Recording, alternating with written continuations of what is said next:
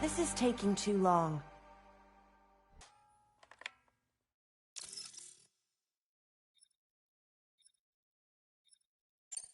Thank you, Sam. Sure.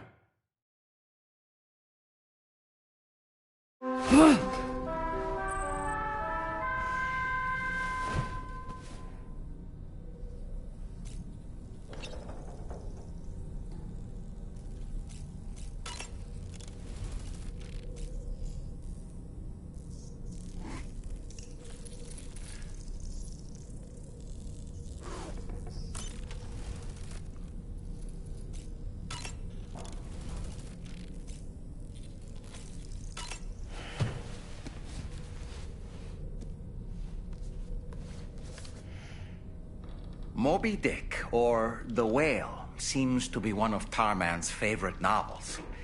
As the name suggests, it's a story about a white sperm whale named Moby Dick. Captain Ahab, one of the main characters, uses a prosthetic leg made of whalebone to replace the one Moby Dick took long ago.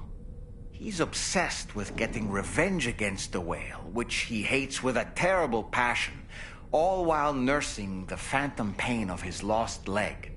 In the end, Ahab fails to exact vengeance on his foe and is dragged into the sea. His crew's only survivor is Ishmael, the book's narrator. He was rescued after clinging desperately to a coffin-shaped life buoy. That's right, a coffin was his savior. Ironic, isn't it? How you use a thing makes all the difference.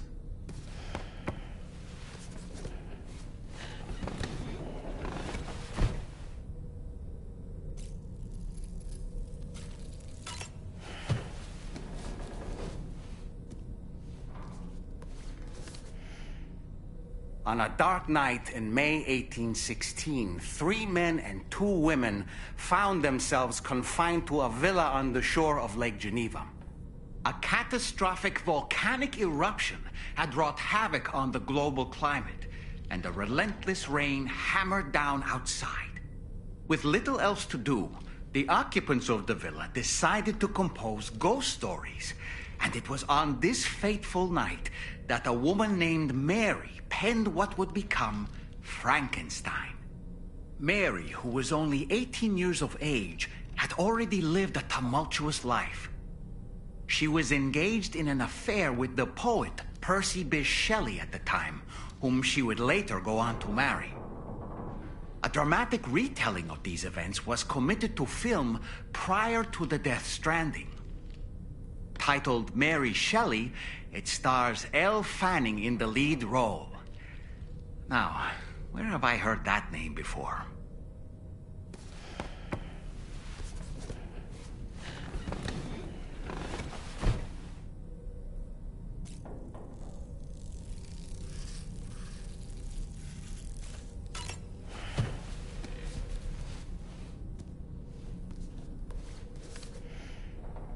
The Voyage of the Beagle, written, of course, by one Charles Darwin.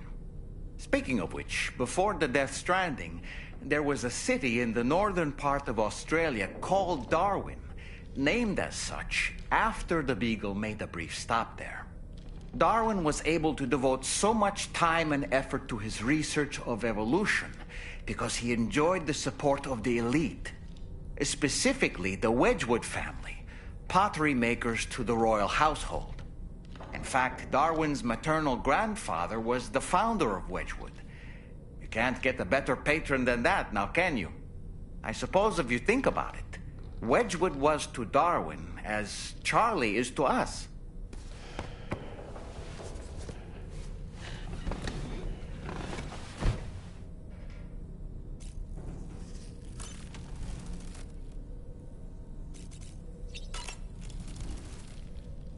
It goes without saying that I too will continue to support you, Sam. Here's to many more exciting adventures. It goes without saying, but I was not born into this world with this doll as my Ha. Would you like to hear how I came to be in this condition?